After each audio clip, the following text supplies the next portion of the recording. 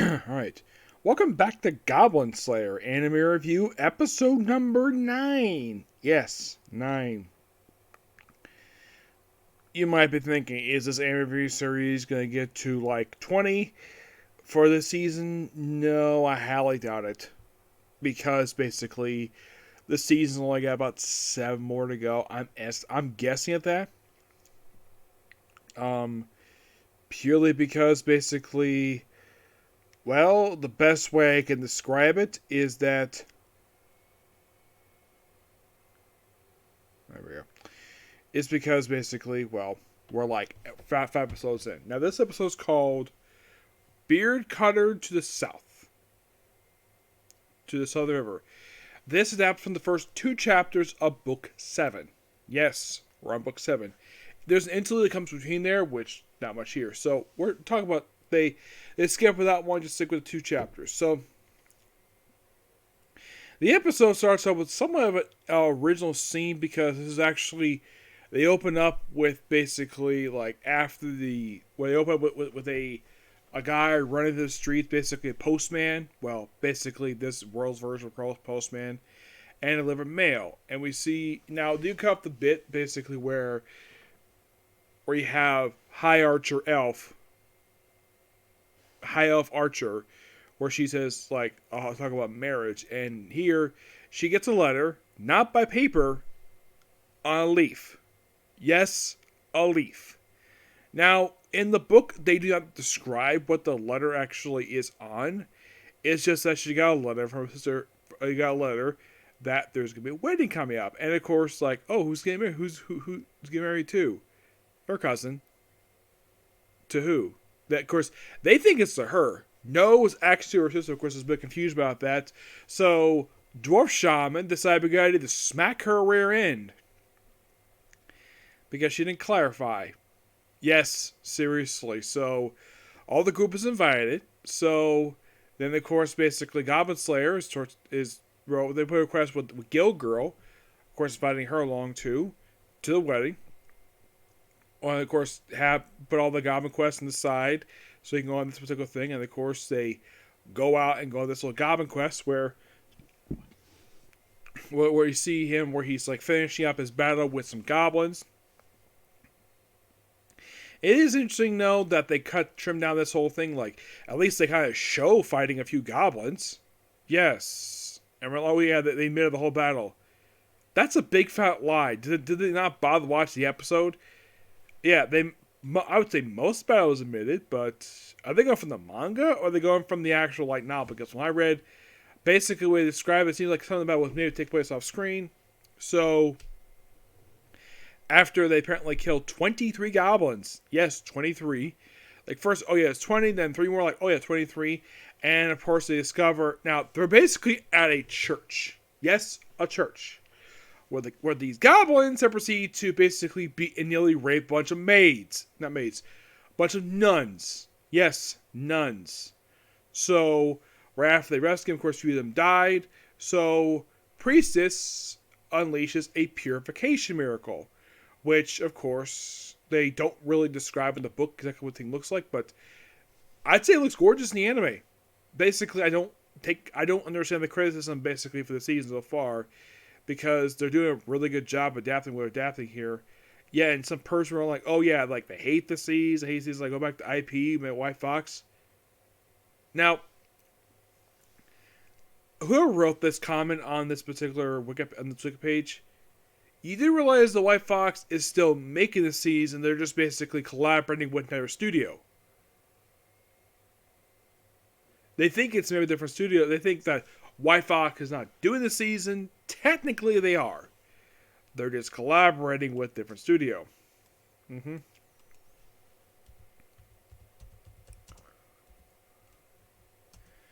mean, you want proof for this? Well, here you go.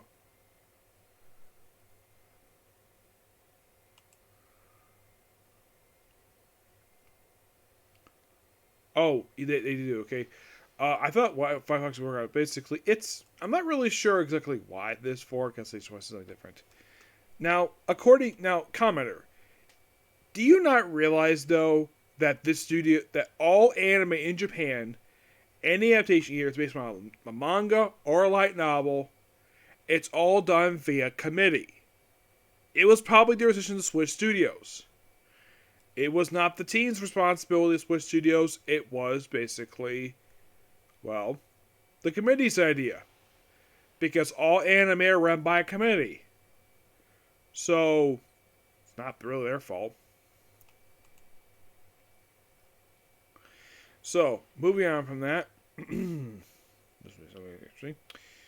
Yes, so basically, like, right after they purify everybody, and of course they... Now, there's a bit of something here, they move up a little bit early here, where apparently Dwarf Shaman was going through, like... Of course, they had this lizard priest talking to the nun about religion. Of course, basically, she briefly said about the conversation. She really appreciated it. And apparently the goblins burn a bunch of books. Because see that basically when we get there. And apparently there's these mysterious tablets. So they transport them to... Of course, they order a...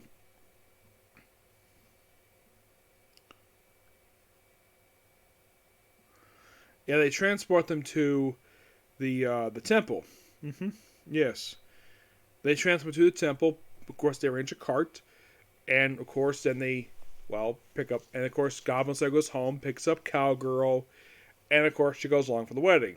And we see Go-Go wearing completely different attire than normally she wears. Normally she wears her guild outfit. Here she's wearing this white sundress. I'm presuming that's what this is. And Cowgirl, believe it or not, is pretty much kind of wearing the outfit she wears on the Volume 7 cover. Yeah, I know about this because that's why I've seen the cover for the book. So, yeah, at least got praise the fact the anime got that part right. Yeah, so they go to the town, which this is, of course, this is also another thing where, oh, it's been a year since it's been here. By the way, the events of what they mentioned, let's say a year prior, that happened in book 2 of the series, which, okay, I gotta continue with, I gotta do the adaptation thing. In the case of season 1 for the show, what they did is about half of the season, they stopped adapting book 1, did book 2, and then they finished out in book 1 by the end of the season. This season so far has done a little better. They went through the entirety of book 6, and they went straight to book 7. But 6 was only done in 4 episodes, which I think is perfectly fine. Book 7, well, do I think this could be 7 episodes? Like, few episodes? It is possible, maybe. Yeah, it's same outfit. If you're really curious, though, how many chapters is book 7? There are 8. Yep, there is 8 episodes. 8 chapters, So, yeah, we could definitely see another 4 episode thing. That's fine. Here's kind of the thing. I don't have a problem with basically anime taking 4 episodes to adapt a book.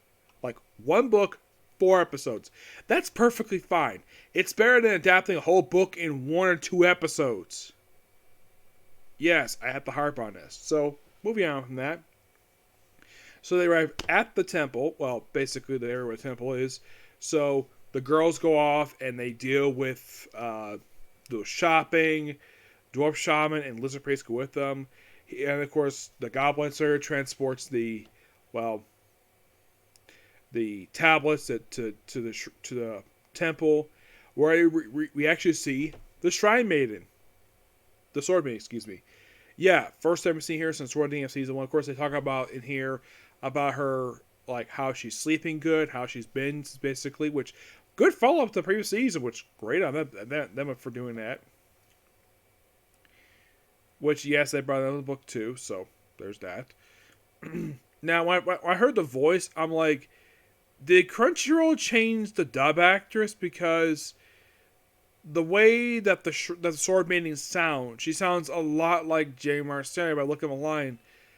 And looks like, no, they did not change her voice actress. It's still the same one from season 1 of the show.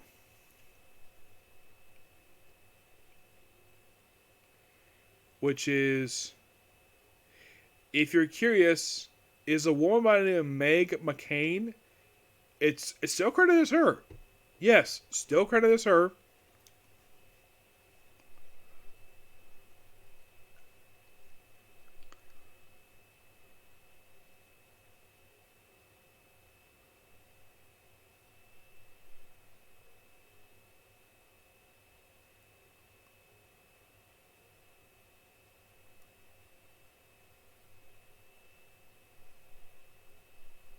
Yeah.